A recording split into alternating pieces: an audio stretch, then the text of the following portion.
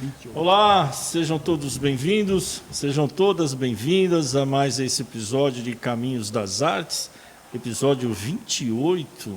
Hoje a gente tem aqui um notável, um grande artista plástico para entrevistar, Paulo Dude. Ele trabalha com opt art, né, que é uma arte que causa esse efeito quando a gente vê ótica. essa ilusão de ótica A gente impressionante. pensa que tomou umas 3 ou 4. Daqui a pouco a gente vai se dedicar a essa entrevista. Seja bem-vindo, Paulo. Mas antes, quero trazer o Mário para a nossa conversa. Mário, seus cumprimentos. Boa tarde a todos, boa tarde Paulo Dude, boa tarde Davi, boa tarde Luca, boa tarde Brasil e Austrália. Eu recebi semana passada uma mensagem da Austrália. Que Que legal, estamos sendo vistos bom, na Austrália, longe. International. Mas antes disso, né, Davi, vamos... Lembrar da fome? Nossa, cara, eu estou mal de fome aqui. Eu O que também. você acha de uma bacalhauada hoje? no Só se mamute? for no mamute, Mário. É, A gente está esperando... Já comeu no mamute, É Paulo? uma delícia, é uma calhoada, não é? Verdade. O mamute. E se você precisar alugar uma casa, Mário, você procura quem? A Porta Nova. E se você quiser comprar um quadro na IFE, Marião? Aí você vai na Galeria 21 de Abril, procura Ateliê Mário e Meire, e você vai comprar um belo do quadro na IFE. E vai olhar minhas esculturas, eu vou dizer, não estão à venda. É só aí. Bom, e antes de fechar esse quadro publicitário, né, que a gente faz isso para poder garantir ali o nosso alimento para a TV das Artes, né? Nosso querido Luca Não, mas Pizarro. estamos esquecendo aqui A loja. Meu Deus! Eu não vou esquecer. Antes de fechar, eu ia falar, venha conhecer a Século XVIII, onde a gente faz essa entrevista aqui. Você não está precisando nada na sua casa, Dude? Olha, uma mesa linda, nada decorativo. É. E a minha casa está cheia de antiguidade lá, minha mulher reclama, o que eu vou fazer com isso? Não, mas quem quiser da antiguidade de Mas qualidade, aqui eu vi que vem tem aqui muita na... antiguidade também. Tem. Verdade. Uma Olha, loja gente, espetacular. Esse aqui é um quadro maravilhoso. Vê se dá para mostrar para uma câmera aqui, ó. Olha, tá vendo? Esse é a luz no fim do túnel. Essa ilusão de ótica é a especialidade do Paulo Dude, que é esse artista plástico maravilhoso. Ele foi crescido em São Paulo, ele vai contar a história dele, está com 72 anos de idade, trabalhou na Praça da República, depois veio para Embu, né? Foi aqui trazido pelo mestre Assis. Mário, acho que você devia fazer... Davi, eu tenho minhas dúvidas se o Dude nasceu em São Paulo mesmo, viu? Ah, é? Porque sempre olhei para o Dude e eu achei que o Dude tem um aspecto de gaúcho, assim. Conta pra gente aí, Dude. Bom, boa tarde a todos, né? Quero agradecer aqui o meu amigo Davi, o Mário, o Caminho das Artes, né? A TV, né? Das Artes. A TV das Artes, por esse convite para mim participar. O Mário tocou numa longa história aqui, pessoal, né? Mas eu vou explicar. É o caso seguinte: eu nasci em Santa Maria, no Rio Grande do Sul, né? Mas em seguida a minha mãe veio para São Paulo e acabou me registrando aqui em São Paulo. Então eu nasci lá, mas fui registrado como paulista. Ah, por isso que aqui no seu livro diz que você é de São Paulo. É, você veio então, bebezinho de colo. Eu vim muito pequeno para cá, isso. Aí a minha mãe casou aqui e eu acabei ficando com a família que ela adquiriu aqui, que é Ô Paulo, em São a Paulo, família Dude. a né? sua infância em São Paulo, como foi? Então, a minha infância em São Paulo eu diria materialmente, eu vivi muito bem a minha infância.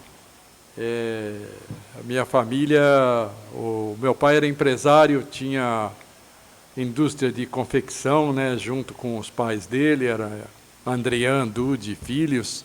Eles tinham uma fábrica de confecções, isso lá na Vila Prudente, na Vila Zelina, Vila Bela. Sim. Tinham lojas na Rua Bresser, Rua Oriente, né?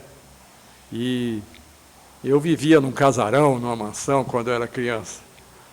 Que legal. O meu pai tinha naquela época, não é contar vantagem, né? Mas quem tinha um pouquinho mais de condições tinha um carro importado, né? E o meu pai, na ocasião, tinha um Chevrolet Bel Air 57, aquele rabo de peixe, né? Sim, sim. Que ele deixava na garagem a semana toda, né? Durante a semana ele andava de Fusca.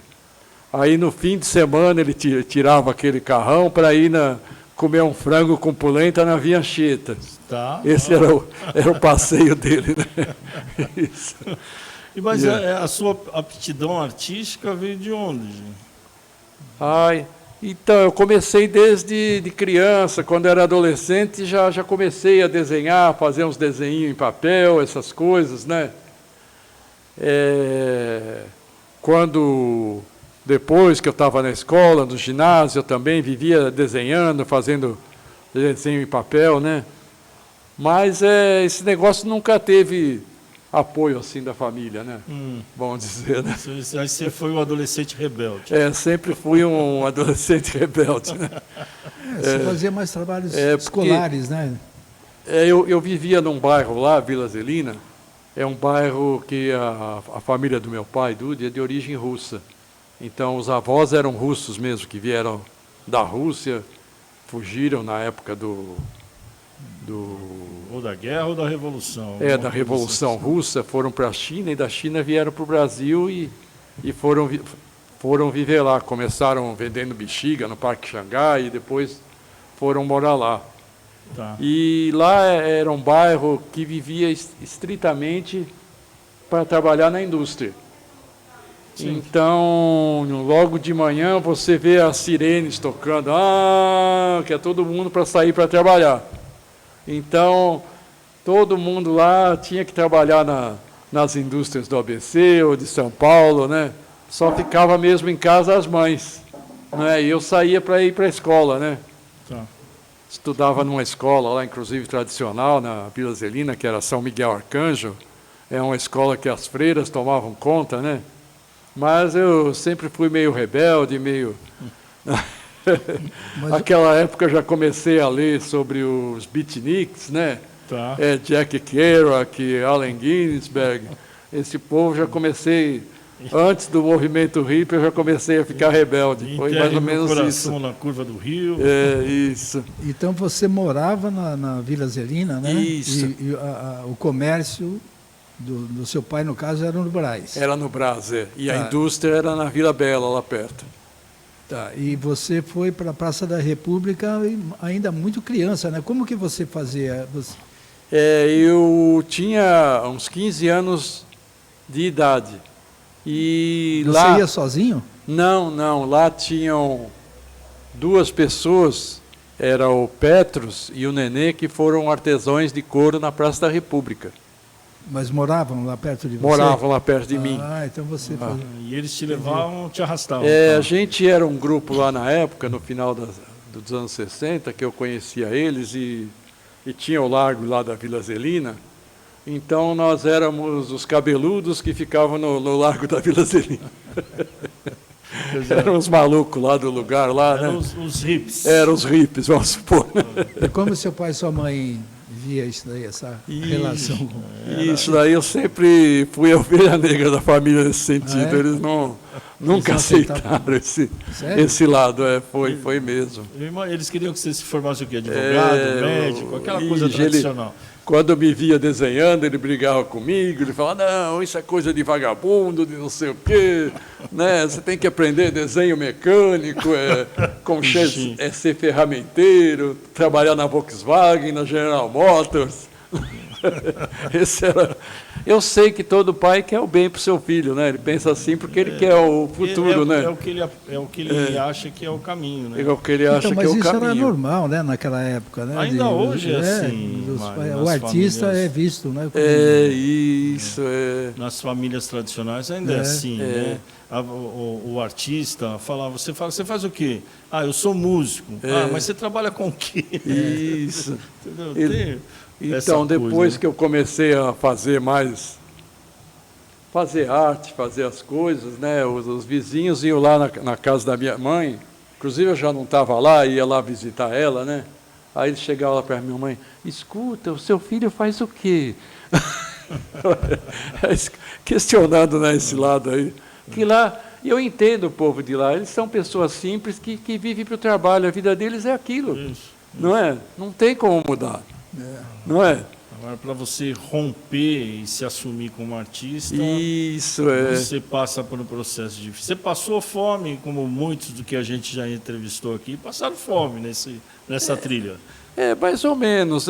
Essa época daí, vamos supor, do final dos anos 60, eu comecei a frequentar a Praça da República. Aí foi um mundo que se abriu para mim, né? Porque eu comecei a conviver com os artistas da época, com o pessoal que frequentava a República. E a República, naquela época, era o auge da... Tinha grandes pintores. Tinham grandes pintores e quando chegava domingo, o Petros mandava eu chegar lá antes para guardar lugar para ele, porque não era nada regularizado. A pessoa tinha que chegar lá, jogar o plástico, ocupar um lugar, e aquele lugar era dele e pronto. Eles não eram ainda, não é? Isso assim com a instituição da prefeitura, determinando para eles, né? E naquele momento você deixou um pouco o desenho, a sua arte de lado. Não, eu andava, inclusive essa época que eu comecei a fazer mais desenhos, já pintar, eu comprava um bloco desse de papel canson. Porque seu amigo trabalhava com couro, com couro, né? Eu fui para o lado da arte, eu ajudava ele a vender lá e, como chama, era que nem um trabalho, ele me pagava para mim passar o dia lá com ele, ajudando a vender e tudo, né? Você expunha também. Aí você viu os pintores lá, aí conheci Moisés, conheci Maria Auxiliadora, conheci vários outros pintores lá, né? E a primeira obra sua, você vendeu lá? Não, então, aquela época lá, a gente era muito underground, né? Sabe o que a gente fazia? Eu tinha uns amigos que já eram pintores lá em São Paulo e já passei, mesmo com essa idade, eu passei a conviver na Noite Paulista. Então, eu tinha uma pasta, dessas pastas de plástico, e fazia vários desenhos, e o meu amigo falou, vamos fazer um Jundiaí. Jundiaí era vender uns trabalhinhos para ajudar o artista, não é? O Joel Câmara fez muito isso. O Ciuf também, a Marina, né? A esposa isso. do Ciuf. Então, a gente saía andando em São Paulo na noite, e aquela época não tinha a violência que tem hoje. Você encontrava pessoas importantes, pessoas que tinham um poder aquisitivo na noite na Boemia. Na Boemia. Eu lembro que uma vez eu estava naquela praça lá, como chama, ali perto do Redondo, ali, sei. lá no final da Consolação. Sei, na Praça Roosevelt. Praça Roosevelt, onde tem o Baiuca. Isso. E eu estava em frente ao Baiuca conversando com outro artista ali. Aí eu estou lá com a pasta de desenhos, desceu ali aquele Chiquinho Scarpa. Sim, ele estava com 4 mulheres, 2 de cada lado. Aí meu amigo falou, oferece para ele que ele tem dinheiro. E ele comprou? Aí fui lá, falei, eu estou com uns trabalhinhos aqui e tal. Aí ele falou para as mulheres do lado dele, pode escolher, cada uma escolhe um trabalho aí. Então, aí na hora ele acertou lá comigo. Que legal. Aí saímos, fomos comer uma pizza, tomar um chopes, né? Tínhamos já ganhado a noite aquele dia. Então, e aí as suas primeiras vendas foram assim, na Boemia? Mas era mais na Boemia, para se divertir. A gente vendia, depois ia gastar tudo. Gastava tudo ali na própria noite mesmo. Era ali no Baixo Augusta? Era aí lá no Baixo Augusta. 7 de abril, né? Também aquele bar lá. Que eu já encontrei vendendo desenho na rua, aquele Valdomiro de Deus. Sim. Ele saía com os quadrinhos também vendendo. Então, naquela época, a gente andava assim vendendo. Parava as pessoas e vendia. E eu saía com um amigo que era artista também, aí ele pegava e mostrava para mim, aquele fulano ali compra arte, vai lá. A gente abordava o cara e ele acabava comprando. Eu encontrei o Caetano Veloso vendendo livro lá na 24 de maio. Na 24 de maio, né? Isso aí já um pouquinho mais para frente. Tinha a Galeria Metrópole, né? 24 de maio. Isso. E era uma coisa mais ingênua, mais inocente? Você se via como um artista no futuro ali? Ou era uma coisa que você fazia assim, de maneira espontânea? Eu acho que naquela época eu já fazia porque eu gostava de fazer já arte. Acho que ninguém pensava nisso, né? Ninguém cara? pensava Naquela no época- futuro assim. A gente vivia mais o auê da época, né? Isso. E de lá para Embu, você antes de vir para Embu, você correu o Brasil? Como é que foi essa passagem? Então, antes eu fui para a Bahia. Naquela época eu saí, vivi essa filosofia hippie, mas eu não era, vamos supor, eu não estou discriminando esses hippies que põem um pano no chão e entorta arame, não sei o quê. Eu vivia mais a ideologia. Queria fazer daquilo uma vivência, conhecer os amigos que estavam fazendo aquilo também e viajava nesse sentido, né? Claro que eu andava com a minha pasta, com os desenhos, e essa primeira vez que eu saí de São Paulo e fui para a Bahia, eu estava lá como chama, no Equipe, na Colégio Caio Equipe. Prato, Colégio Equipe. Pô, Aí- e lá, puta, Arnaldo, Isso, pessoal então, do Titãs, e esse Serginho Grossman. Grossman, que organizavam shows lá. E eu era o maior frequentador dos shows dele, conhecia ele e tudo, não é? E um dia eu conheci uma menina lá, né, chamava Marisa e tal. Tá. Aí eu falei para ela, vamos para a Bahia? Ela topou, vamos. Aí você não podia recuar, mãe. Então eu fui na minha casa, pus minhas roupas numa mochila, ela foi na dela, falei até com os pais dela que ela ia comigo. E Foi de carona ou de fomos ônibus? para a Via Dutra, lá no posto de gasolina, fomos de carona. É mesmo? Viajamos tudo de carona, E até vocês- Salvador. Vocês foram até Salvador. Não isso. ficaram no sul da Bahia ali, não. Porto Seguro, não. Não, por ali passamos. Eu estava dando uma olhada aqui, tem um texto seu aqui nesse livro, e você falou... Conta do livro. É. Esse livro tem a ver Não, com mas Salvador. Tá, mas deixa eu falar você fala que não se sentiu muito seguro, muito bem, ou ficou com um pouco de medo lá no Pelourinho. O que aconteceu? Então, aquele foi logo que nós chegamos lá. Aí você saiu fora. Nós chegamos num final de tarde em Salvador. Aí, quando a gente chega na cidade, a gente procura uma pousada para ficar, né? Sim. Aí subimos lá no elevador Lacerda, fomos até o Pelourinho, né? Falar, vamos lá no Pelourinho que deve ter, né? Mas naquela época o Pelourinho era um lugar muito decadente. Depois que foi Reformado. revitalizado, foi reformado e tudo, eram umas pousadas assim bem fuleira, né? E ali misturava tudo, né? Tinha prostituição, tinha tráfico. Era um lugar bem, era um Isso aí, que submundo ano ali. que foi? Foi em 74. 74. Isso. E na noite que nós chegamos, ainda era naquela época da ditadura, né? Foi tipo 1h da manhã, foi lá uns policiais lá, acordaram todo mundo e levaram a gente para a delegacia. Eles diziam que era averiguação, né? Aí queria saber se vocês eram militantes. Queriam ou se saber vocês quem eram- era quem, né? Isso. Cara, eles ficavam, apesar, você vê, né? Que apesar de toda aquela decadência, entre aspas, social, o interesse era outro. Né? Outro. Aí que eu fiquei um pouco assim com o Pelourinho, né? Mas Assustado.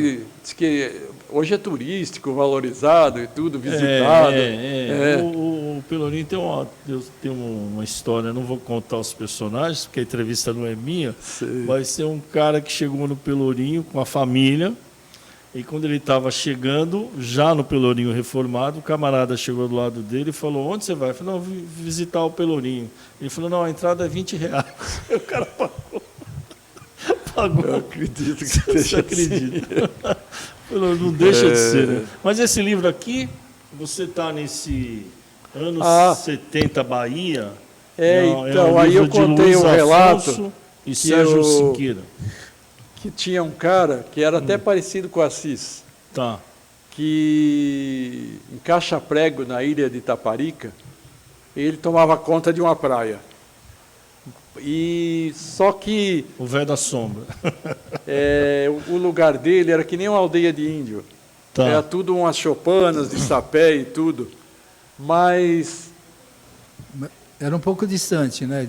não era distante. de Pelourinho. Itaparica. Da Bahia. Você tinha que tomar o barco para ir para Itaparica, depois tomar um ônibus para ir para lá. E lá, por incrível que pareça, ele recebia turista do mundo todo. Vinha gente de Israel, da Suíça, da França. É um paraíso, né? O apelido dele era My Friend. Então a pessoa descia da ilha Itaparica, falava, eu quero ir em My Friend. Todo mundo sabia onde ele era. É que ele chegou lá, ele tomou conta de uma praia. Então ele fez diversos chalés, assim, que nem a cabana. Sim. Tudo de... Como De chama folha de aqui? coqueiro e E tal, de pé de coqueiro e tudo. E o pessoal ia para lá e ficava lá, assim. Não é? Aí vocês tomavam um chazinho lá? É isso? O povo tomava. Tinha uns que iam para a praia, até ficavam nus na praia, assim, porque era um lugar deserto, tranquilo, né?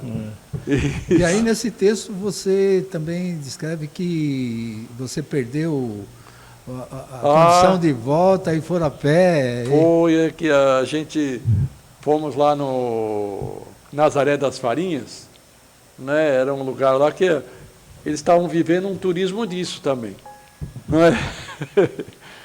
E aqui a gente vê que... Aí legal, é assim, um músico americano, o Davi, que ele andava com a guitarra, tudo que era lugar. Ele queria fazer uma experiência com o Magic Mushrooms, né?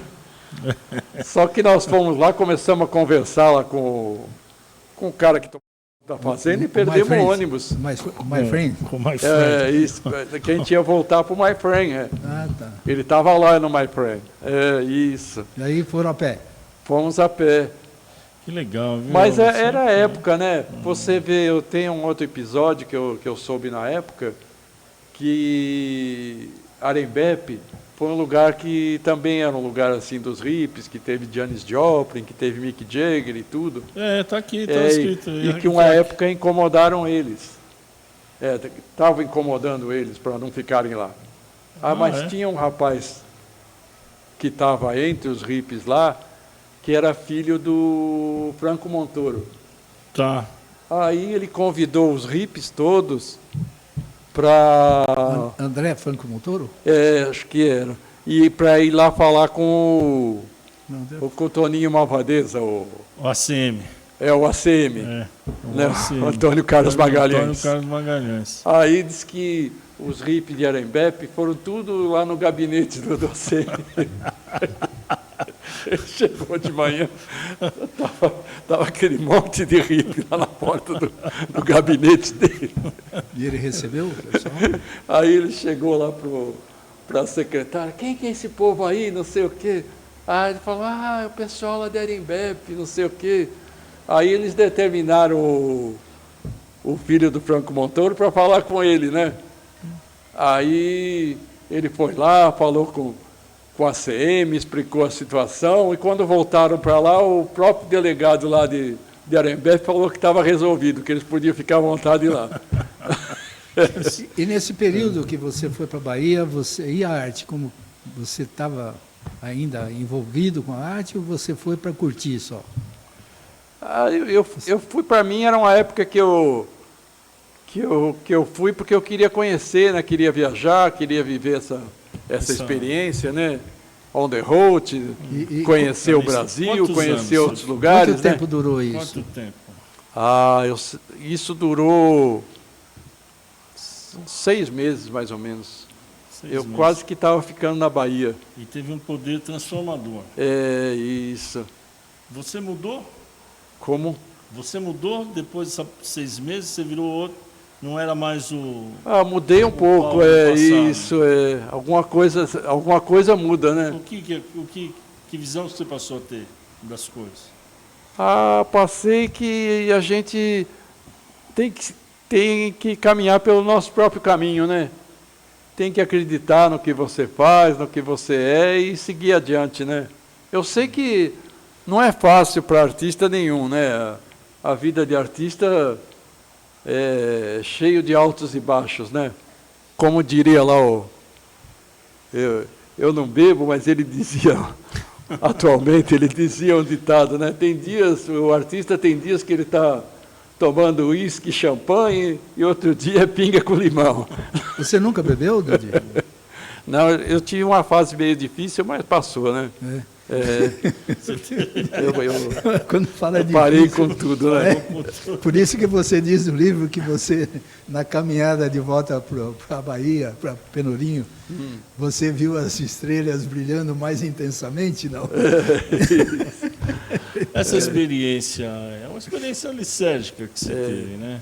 Então, pode ser que essa época aí, talvez, houveram essas experiências psicodélicas e tudo, mas o povo tinha uma outra cabeça, né? Não tinha maldade, né, não cara? tinha maldade, era mais uma... Talvez você estava vendo uma experiência como autoconhecimento, né? Tá. Que foi o caminho que todos porque eu, apesar de passar por tudo que eu passei, eu nunca fiquei dependente de nada, né? nada. Acho que é importante isso, né? Eu tenho muitos amigos aí Não, que de nada, se perderam no caminho, né? De nada não é verdade, você ficou dependendo da arte. Da arte, E isso você conseguiu... Não, como diria uma amiga aqui no Embu, né? Que ela tem um slogan que a arte salva, né? A arte me salvou. Salvou. Em que legal, vários né? momentos da vida. Quer dizer, essa necessidade de se expressar foi um caminho que você usou para poder se livrar de qualquer isso. dependência. Só que quando eu voltei depois para São Paulo, minha vida também foi muito difícil, porque eu não morei mais com a família. A partir disso, eu passei a viver sozinho. Então, eu morei em diferentes lugares, diferentes repúblicas, né? Dividi a casa com as pessoas aqui e ali. A Silvia mesmo, quando ela me conheceu, ela disse que eu nunca tinha um lugar certo. A hora estava morando aqui e ali, né? Aonde que você morou? Quais lugares? Você se lembra? Morei já no Bonfrigioli, morei na Lapa, morei em Pinheiros, morei próximo à Praça da Sé, nos mais diferentes lugares. E sobrevivia como, Paulo? Então, como não dá para sobreviver de arte, eu fiz muito trabalho freelancer. Eu fazia pesquisa de mercado, entrevistava pessoas. Eu lembro disso. Trabalhei em produção de shows de música, fazia divulgação já na época, né? Isso, nos anos 70, 80, fazia um bico aqui, outro ali, ia me virando. Já nos anos 80, Nos anos 80 que eu comecei o projeto de arte mesmo, de pintar, de expor, de desenvolver um trabalho artístico. Mas o seu estilo, a pintura que você tem hoje, foi a partir dos anos 80. Antes, qual era o seu estilo? Você tinha um estilo totalmente diferente, né? Era totalmente diferente. Talvez Porque fosse um estilo... Tem nesse livro aqui, mais... tem alguma coisa, né? É quase acadêmico, não é? Tem umas coisas eu fiz aqui... alguma coisa acadêmica, fiz alguma coisa de formas orgânicas, fiz coisas meio surrealistas, meio psicodélicas. Era um estilo variado. Esse daqui que ano que foi? Parece... Esse é bem antigo. Parece Gauguin, isso aí. Isso daqui, eu estava dentro da agência de um amigo e ele mandou eu fazer, como chama, o layout para uma propaganda para telefônica. Aí ele falou, faz um desenho aí qualquer, uma pintura. Aí eu fiz isso como uma ideia. Parece que depois eles usaram, tem uma foto parecida com essa, com a mulher com telefone. Que interessante. E aí depois você foi para o abstrato e você começou a desenvolver essas figuras aqui em formas geométricas. Eu conhecia a arte geométrica, que eu já tinha visto aqueles gênios da pintura quando eu era adolescente, aquele Mondrian, né, que tem um trabalho que é só na geometria, nos quadrados, nos planos, né? Sim. E depois eu conheci Vassarelli e eu conheci pessoalmente um artista que é do ABC, né? O Sassilotto. O Sassilotto, praticamente, ele foi um mestre que... Isso foi quando eu voltei para São Paulo, na década de 80, e ele, falando do trabalho dele, ele me orientou, você pode ter uma tendência também geométrica, quando ele viu algum trabalho que eu por que você não faz isso, isso e aquilo, tipo os esboços que eu faço, né? Aí eu comecei a pesquisar nessa área. Você faz o né? esboço antes É, isso. de colocar? Ah, essa aqui, essa é Essa é uma engraçada. ideia. ó. Isso. Olha que interessante essa daqui. Porque essa daqui... Você mesmo faz... Não, você usa o papel quadriculado, né? É, mas eu desenho, calculo, conforme, por exemplo, eu pego a proporção da tela, que eu faço isso numa tela grande, Sim. e passo e ponho a proporção no papel, né? Aí você transfere depois. Isto. Eu acho muito legal, viu? Ó, Minimalismo. isso daqui olha isso. foi um quadro que outro dia foi vendido num leilão em São Paulo. Já não tenho mais ele. Não, é esse aqui. Não é? Não, já esse Parecido, é né? parecido, mas esse já é outro. É. Olha só, que legal. E- Esse aqui é muito legal, esse faraway aqui, porque parece uma velocidade, velocidade máxima. É a né? velocidade da luz, é Velocidade isso. Era Que é, essa a intenção. Faraway é um caminho distante, né? É, Você- longe, né? Muito longe. é isso. Tá, Ô, essa ô, daqui Dude, é muito Eu fico legal. encucado com as suas obras. Como que você dá o título para a sua obra? Tem umas que, por exemplo, cadê o fim do mundo? O fim do a túnel. capa aqui. É, A luz no capa. fim do Aí túnel. tudo, você Essa bate tá o olho bem e você claro, né? define, mas tem umas que... Por exemplo, esse A Luz no Fim do Túnel. Como que eu me inspirei para esse quadro? Não é? Ele é muito legal esse quadro. Aonde está esse quadro, Dudu? E esse já não está mais comigo, foi vendido também. A inspiração foi a seguinte, e essa visão eu tive dentro de uma estação de metrô. Aí você está na estação esperando o metrô e lá no fim da estação aparece a luz do trem. Sim, sim. Aí que eu falei, podia passar. Pensei numa sala de azulejos que fosse até o infinito e de lá tivesse vindo uma luz. E foi dali que você tirou essa inspiração. Olha, e é curioso porque isso reúne assim uma coisa jovial com uma coisa meio racional, né?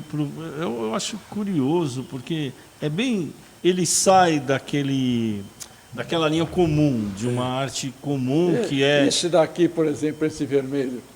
O que lembra isso? isso, aqueles telefones da Não, eu estava até olhando, você colocou aqui vermelho, mas só que tem vermelho e branco. são biombos, Não, aquela faixa da rua. as passarelas. Passarela do povo passar. Sim, sim. Isso. Faixa de segurança, né? Olha só. Então, mas eu jamais, olhando o quadro, se não tiver, se eu não ver o título, eu não... Cara, tem umas Não aqui que conseguiria. eu fico apaixonado só de olhar. E dá um trabalho. Dá um trabalho, porque você faz com. Você Eu só faço usa devagar, pincel. Você usa pincel? Às vezes tem quadros aí que eu demoro um mês para fazer, porque são telas grandes, 1 por 1, 1,20 Tá. por 1. E cada dia você vai lá um pouquinho. E Isso, você usa pincel ou usa outras coisas também? Não, geralmente a pintura é com pincel. Eu uso régua também para traçar, As linhas, né? para traçar as linhas, tudo. Ah, porque aí você usa para não. Cara, que legal essa técnica, viu, meu? Então, Tá é mais ou tentando. menos isso. E você chegou a expor ao redor do mundo? Né? Então, na década de 80, eu também falei que estava vivendo essa vida, fazendo isso, fazendo aquilo, e eu enchi o saco de São Paulo. Aí eu estava convivendo com o pessoal aí alternativo, aí eu falei, eu vou morar lá em São Lourenço, no sul de Minas. Que um amigo me chamou para trabalhar com ele lá, que ele estava fazendo um macarrão integral, queria que eu revendesse para São Paulo. Eu falei, bom, vou revender para São Paulo e eu moro lá também, né? Fico lá um tempo. E lá, como eu não tinha o que fazer, eu comecei vendendo livros no caminho do Parque das Águas, que tem aquele Parque das Águas famoso lá que o povo vai, né? E eu comecei a vender livro ali. E eu vinha para São Paulo uma vez por mês para vender o produto do meu amigo. Abri o mercado aí para ele. Agora, coitado, já não está mais aqui. E lá em São Lourenço, eu conheci vários artistas que o povo convivia, que nem o Embu aqui. Sim. Tinham vários artistas da cidade que moravam lá.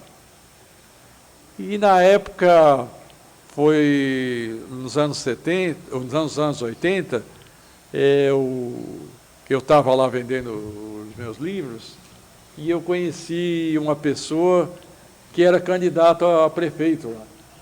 E ele conversava comigo, a gente tomava uma cerveja junto, conversava.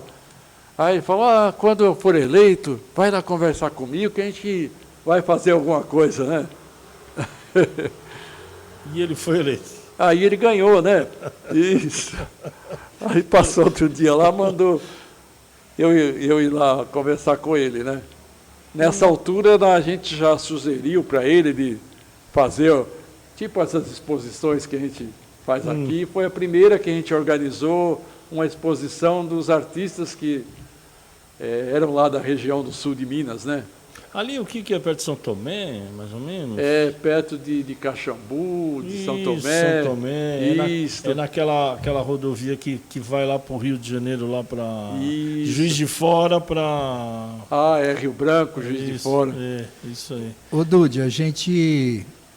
acho que tem muita coisa para falar ainda. Vamos chegar aqui no Embu, falar dos seus eventos de vinil, né? A gente tem muita coisa ainda para falar. Então, vamos lá. Quando é que você sentou praça aqui em Embu das Artes? Para usar uma expressão da época. Eu ia falar antes do Rio ainda também, que eu passei lá, foi importante. Fala um pouco do Rio, então. O Rio foi a minha vinda para o Embu, né?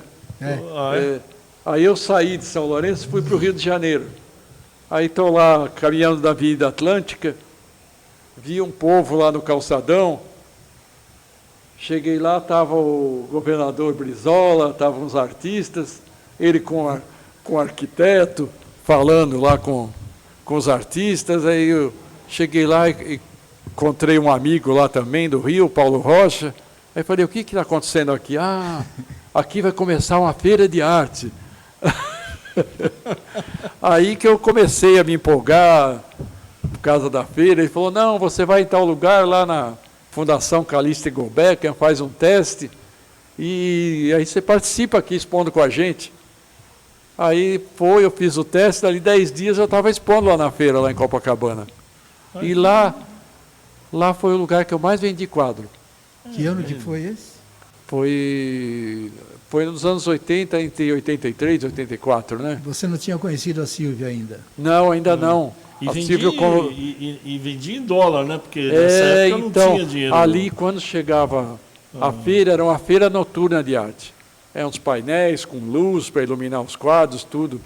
Quando era 9, 10 horas da noite, não dava nem para você andar na feira de tanto turista estrangeiro. Nossa, era uma Babilônia, era tudo que era idioma francês, americano, porque a feira era em frente aos hotéis onde ficavam os turistas. Então eles saíam do hotel e iam tudo na feira. Não é? Tudo, eles iam lá comprando quadro de um, de outro, de outro. Tudo ali. Hoje não tem mais isso? Agora, né? Infelizmente, não tem mais essa feira. Você vai lá, aí que surgiu a coisa do Embu. Como? Aí eu estava lá na feira, tinha um dos melhores amigos meus lá do Rio, Paulo Rocha. Aí ele falou, eu vou lá em São Paulo, vou lá em Embu. Eu vou visitar o José Agripino de Paula, que eu sou padrinho da sobrinha dele. Mas você já tinha ouvido falar de Embu, não? Já que eu tive aqui na época da Praça da República, né? Que o Assis convidou os artistas para vir aqui expor, né? Foi a primeira vez que a gente expôs aqui. Aí me deu aquela coisa, né? Aí eu fiquei mais um tempo lá,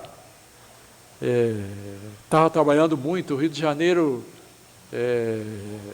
é uma cidade cara para você viver. Não é? E lá com a minha facilidade com os turistas estrangeiros, eu virei um marchand de rua. Então, vários artistas deixaram os quadros comigo para mim vender para eles, porque eu participava da Feira do Calçadão, sexta, sábado, domingo da General Osório, e durante a semana do Largo da Carioca, que tinha um espaço que os artistas expunham. Então eles deixavam os quadros para mim ir lá, montar para eles e expor, e me pagavam uma comissão por isso. Aí você... Mas vendia, aquela época da década de 80, vendia muito quadro. mas estava muito cansativo para mim. Eu andava carregando uma sacola de quadros desse Vários tamanho, para quadros. cima e para baixo, todo dia, né? E vivendo na rua o tempo todo, fazia tudo na rua, né? Só ia para casa mesmo para dormir, né? E aí deu o E sempre- estalo, o Embu, e sempre Aí sozinho, deu estalo, eu vou Júlio? voltar para São Paulo, né? você sempre- veio com ele? Não, eu vim Peraí, sozinho. antes de depois. chegar em Embu aqui, só para amarrar. Sempre sozinho, aquela moça que você levou Ah, já pra- não estava pra- mais pra comigo Bahia, ela já há ficou muito lá. tempo. Ela encontrou um baiano lá e deixou ele. Ela Não, ficou não, por lá e você voltou. Você não arrumou ninguém depois, quando você estava no Rio de Janeiro, nada? Ficou sempre sozinho nessa vida? Ah, no Rio de Janeiro eu estava sozinho. Isso. Foi. Sozinho ninguém fica. Ah, estava difícil, isso. Aí resolvi voltar para São Paulo. Inclusive, aquele meu amigo me despertou, tem o Embu, uma cidade que é de artistas e tudo, né? Aí quando eu voltei para São Paulo, um dia eu encontrei a Sílvia, que eu encontrei com ela em São Paulo antes de ir para o Rio. Como você encontrou a Silvia? Ah, eu encontrei numa livraria em São Paulo. Fui conversar com ela. Aí falei que eu estava pintando, fazendo quadros. Ela se interessou em comprar um quadro meu. Aí eu conheci ela, fui levar o quadro, acabei ficando com ela e E com os quadros de volta. E ela nem comprou o quadro, ganhou, né? ganhou. E vocês estão juntos há Aí quanto quando nesse fim de semana que a gente estava junto, eu falei, vamos dar um passeio em Embu? Ela topou, né? Viemos junto dar um passeio aqui na feira, tudo.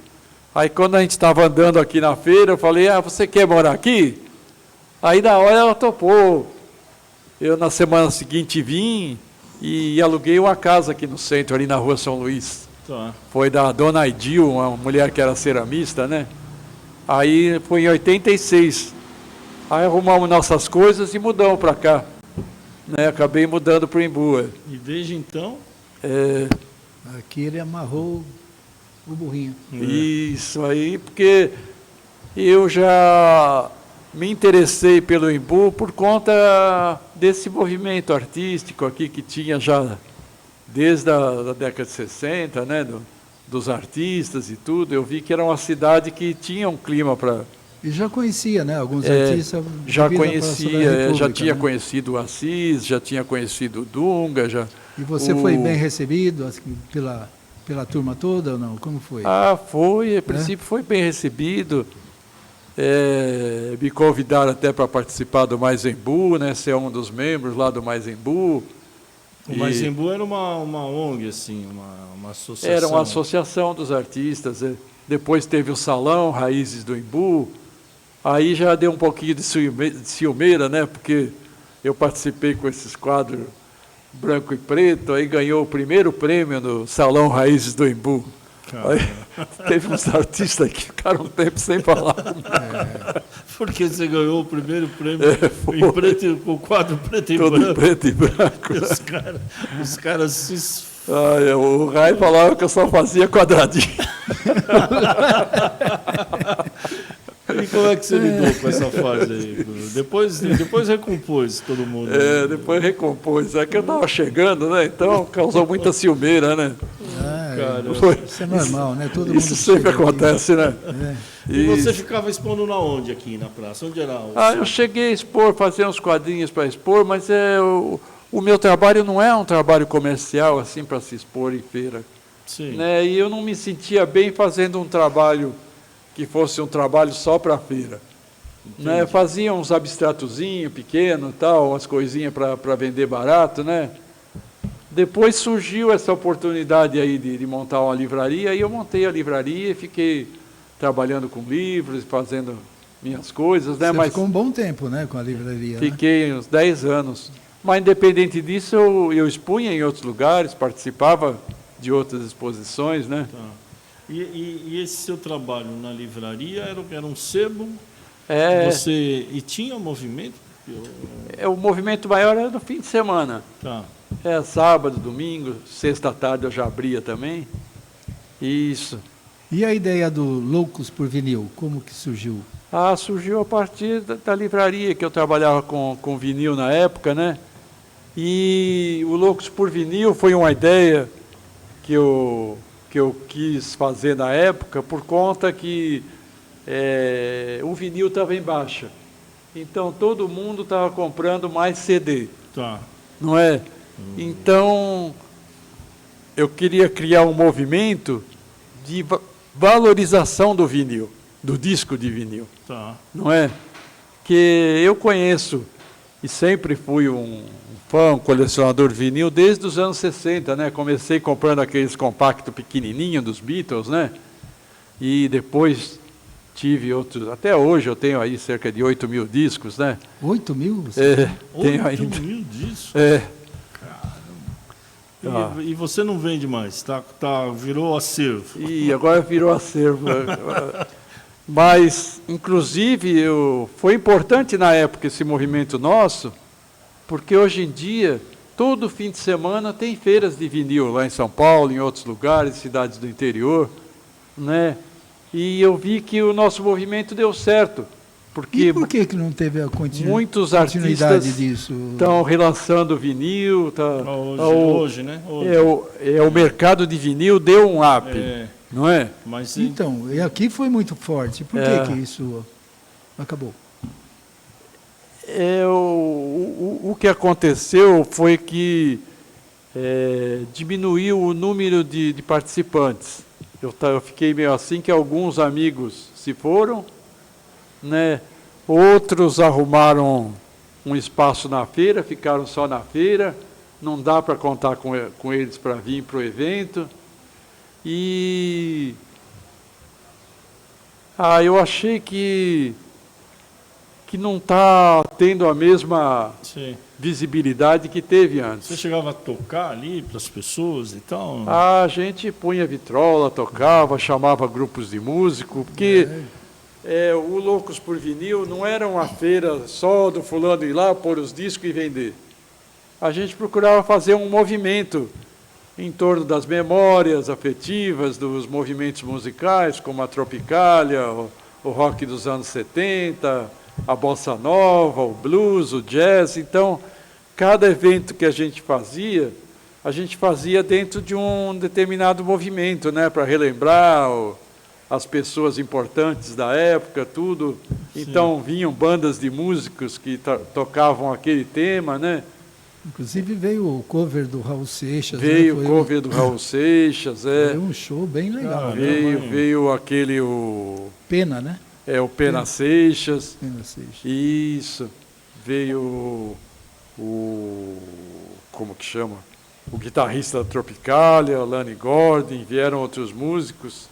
Então era um movimento cultural mesmo. E quando você parou? Vocês decidiram parar quando isso? Basicamente eu parei quando saí da prefeitura. Ah, é? Você chegou a trabalhar na prefeitura. Como é que foi essa sua jornada pela prefeitura? Para mim foi muito bom, foi uma experiência importante, né, porque eu nunca tinha trabalhado assim na prefeitura. Então, um amigo que tinha sido candidato, mas não foi eleito, aí ele ficou secretário de Cultura, o Paulo Oliveira, que trabalhou com o Chico, me chamou para trabalhar. Eu estava lá em casa, ligaram lá, vem aqui, não sei o que e tal. E aí eu entrei para a Secretaria de Cultura. Aí ele falou, você agora vai ter que, como você é artista, vai ter que organizar as exposições que a gente fizer no Mestre Assis, em outros lugares e tudo, né? Curador. Curador. Então, e gestor público. Aí fui empurrado para ser um curador, né? Gestor público e curador de exposições, de eventos. Então, na minha experiência, eu propus em fazer várias exposições dos coletivos da cidade, né? Acho que o Mário sabe, né? No mês da mulher, eu fazia a exposição das mulheres.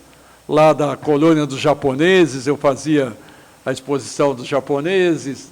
No mês da consciência negra, eu fazia a exposição dos artistas negros, dos artistas naifes, dos contemporâneos. Então... Isso foi nos anos 2000? Foi de 2009 até o começo de 2023. Tá, ficou bastante. Isso. E nessa época, 2023 foi agora, no recente. E nessa época, a feira passou por transformações, né? Passaram por muitas transformações. Como é que você, como artista e gestor público, acompanhou essa transformação da feira? Eu acho que a feira ela perdeu um pouco o rumo nos últimos anos. Tá. Eu digo dos objetivos, né? Que eu acho que nós temos um legado importante, que é a Feira de Artes. Não é uma feira conhecida internacionalmente. Sim. Mas, de um tempo para cá, eu vejo que até outro dia eu fui na feira, fiquei impressionado lá com a praça, que é menor o número de artistas expondo na praça mesmo, ultimamente. Inclusive, recentemente eu assisti um documentário, acho que foi, não me lembro que TV que fez, dos anos 90.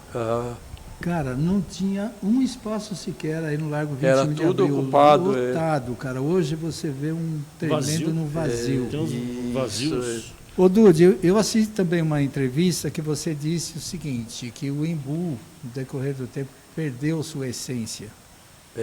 Você lembra dessa entrevista que você fez? Não? Já faz muito tempo, acho que foi em 76.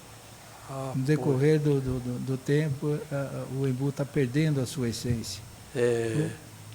Comenta um pouco sobre isso. Por que você acha que foram os artistas que foram indo embora, outros não ocuparam o lugar? Porque a qualidade dos trabalhos de antigamente não acompanhou. O que aconteceu na sua? Não, a nossa feira, a nossa cidade tem artistas de grande importância, sim, tanto para a nossa cidade como para outros lugares, né?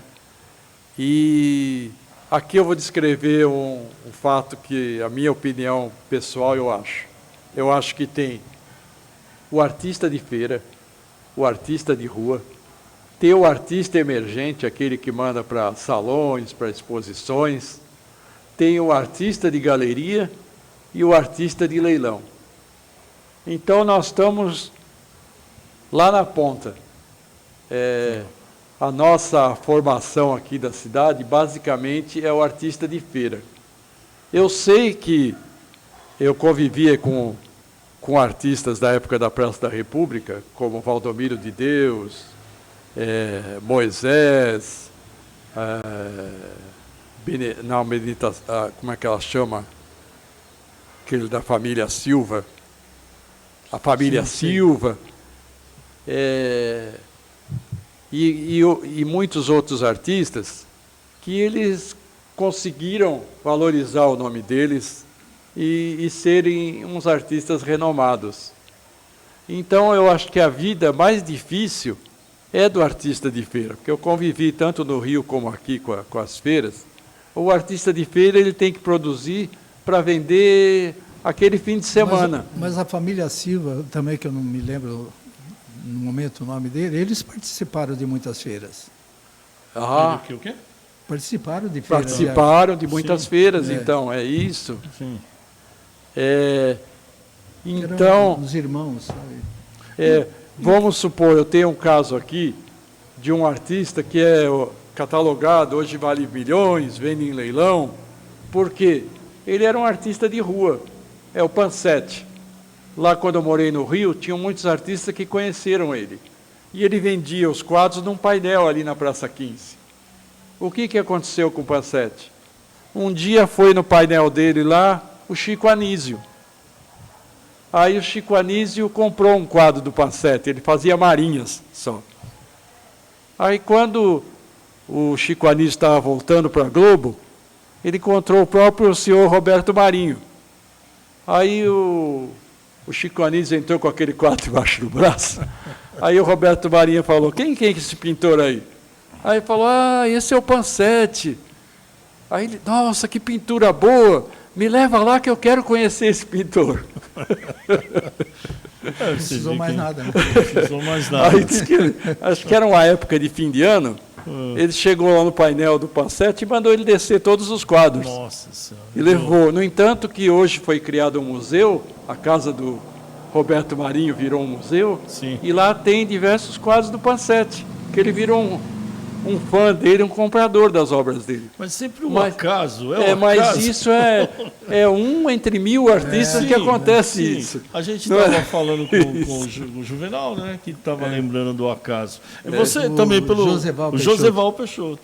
E você, pelo seu histórico, você falando, e eu aqui racionalizando as suas respostas, eu vi que você, de alguma forma ou de outra, sempre esteve no lugar certo, na hora certa. Não? Pode ser. Pode ser. Né? Não é isso? Quer dizer, você foi para a Bahia na hora certa, você foi para o Rio de Janeiro na hora certa. Essa sua chegada no Rio de Janeiro e encontrar o Brizola na rua. Não é? A sua ida para São Lourenço e encontrar o amigo que virou prefeito. Pô, não é possível. Não, mas a diferença é que o Roberto Marinho comprou a obra. O Leonel Brizola não comprou. Não comprou, não comprou, mas foi esse episódio do Roberto Marinho que permitiu com que Então, ele... agora, voltando ao nosso que Embu, permitiu que o Roberto Marinho eu acho comprasse. que nós, como a época que eu estava, inclusive, com o Chico, foi feito esse plebiscito, que o Embu passou a se chamar Embu das Artes, né? Por conta de Da ter um votação. nome, um sobrenome e tudo. Então, nós já plebiscito. temos no próprio nome. Então, aí, a cidade já tem um marketing todo possível com relação a isso. Mas acho que nós não soubemos aproveitar o nome do Embu como o das artes e tudo, O que a gente como precisa? valorizar isso. Tem algumas galerias aqui, né? Sim. Do Cota, aquela outra em frente o Coiso, mas ainda é pouco. Nós éramos para ter ruas cheias de Então, galerias mas de se arte e artistas. Você né? tocou no ponto, se você for nas galerias, poucos são os artistas do Embu dentro dessas galerias. É verdade, tem isso também. Sim. né? Que agora Poucos estão são. trazendo de todos Agora, os a lugares. qualidade você acha que em relação ao passado, a qualidade da arte hoje caiu? Eu acho que caiu um pouco também. Que eu conheci artistas aqui fantásticos que Sim. tinham. Muitos, agora inclusive, há pouco tempo atrás, nós já perdemos Ciuf, perdemos a Tônia, perdemos vários outros artistas aqui, né? O que precisa ser feito para recuperar o legado, o caminho do legado em Embu das Artes? Eu acho que uma coisa que falta no Embu é uma pinacoteca, um museu, com obra de todos esses artistas que fizeram a história do Embu. Um acervo permanente. É um acervo permanente. Pegar o quadro, uma escultura do mar e tombar, fazer parte da pinacoteca, pegar um quadro de fulano e fazer parte. Isso eu percebi há 2 semanas atrás, eu tive em São Bernardo. Lá tem uma pinacoteca. E lá, quem formou a pinacoteca era o João Delinikov, o curador lá. Ele era uma pessoa que nem eu, que fazia exposição de todo mundo o tempo todo, só que teve uma grande diferença entre ele e eu. Lá, ele teve o apoio do prefeito. Quer dizer, quando ele levou essa ideia para o prefeito acreditou e apoiou ele em tudo que ele queria fazer. No entanto, tem uma pinacoteca lá com 1.900 e poucas obras. Tem quadros do Agenove daqui. O Agenove morou lá em São Bernardo. Diz que ele mesmo me falou que o prefeito ficou Escultura, sentido, né? Quando o escultor Agenove veio embora, porque ele gostava muito do Agenove. Aí o Assis foi lá e chamou ele para vir para o Embu. Mas, então, lá, pelo menos, eles preservaram, né, um acervo lá dos artistas. Lá são artistas do ABC, de São Bernardo, de Santo André, de São Caetano, não é?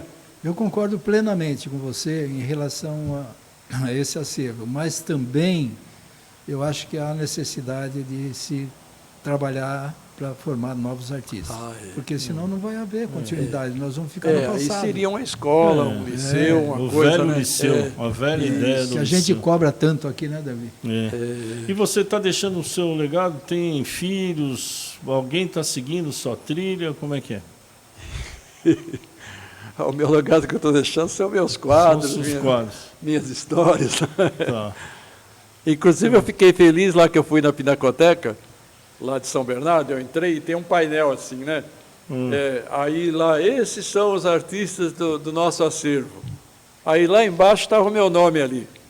Né? Eu fiquei feliz de chegar lá, pelo menos aqui eu estou, né? De discípulos, tem algum discípulo seu que continua trabalhando essa arte geométrica? A minha maior discípula é minha esposa, que passou a pintar também, eu apoio a pintura dela. Isso. E lá em São Bernardo também foi uma escola Ábaco lá, uma escola importante de São Bernardo. Eu fui chamado para uma palestra. E cheguei lá, tinha uma professora que estava fazendo com os alunos vários trabalhos inspirados no meu livro. Aí eles penduraram lá os trabalhos, tudo. Eu falei isso, todos me conheciam pelo meu nome. Aí foi muito importante, né? Eu vi que aqui vocês fizeram um trabalho com as crianças outro dia, acho que no Parque Riso, né? Eu acho que isso eu já há anos faço esse trabalho. É importante para dar uma continuidade, né? Há mais de 15 anos eu faço. Estão fazendo aos domingos também. Poxa, olha, a sua história é muito legal, Paulo. Parabéns, parabéns por essa trajetória sua. Parabéns por esses seus quadros maravilhosos. Essa sua técnica aí de efeitos visuais é muito legal. Mas está na hora do almoço, não? A gente tem que lembrar que antes de encerrar tem o Mamute, né? Eu estou aqui esperando o dia que o Mamute vai convidar os apresentadores para a gente comer aquela comida maravilhosa lá. Qual que é o prato preferido seu lá, Marião? Lá no Mamute? Tem um prato lá que eu gosto muito, que é o camarão com arroz à grega. Mas que delícia, nós vamos mostrar logo, logo. Tem uma salivando. Sobremesa também, meu amigo. Sobremesa de muito... Salivando, Marião. Eu com a fome. salivando. Olha lá, o petit gâteau também. Nossa, petit gâteau, minha filha adora petit gâteau. Outra Mas coisa ela que é come só importante aqui que nós fizemos, que tem desde 64 são salões de arte, não é? O tempo que eu estava na prefeitura, nós fizemos 2 salões aqui, o 27º e 28º. Aí o prefeito disse que enquanto ele tivesse, ia ter salão e depois não fizeram mais. Não é? Bom, querido, nós estamos chegando no final. Tá bom, então. Vamos agradecer a Século XVIII, que é essa loja de móveis maravilhosos aqui, né, com madeiras boas de lei, né? Vamos agradecer Enquanto você fala, o ateliê Mário e Meire, ou Meire e Mário, né? Tanto faz. Tanto faz. E essa tela aí maravilhosa, essa obra. Vamos agradecer a Porta Nova Imobiliária e vamos agradecer a TV das Artes, nosso querido Luca Pizarro. Obrigado, Luca Pizarro. Não esqueci ninguém? Acho que não. Falou do Mamute, falou do século XVIII, falou da TV, da Porta Nova. Da Porta Nova. Obrigado a todos. Eu quero um livro de presente aqui. Você tem um para o Mário também? Tem. Então tá, fazendo. Obrigado, muito obrigado a todos aí. Isso. Que todos assistam. Obrigado. Desculpa aí que são muitas. Até o próximo. Tchau, gente. Tá certo aí, né? Tudo direitinho.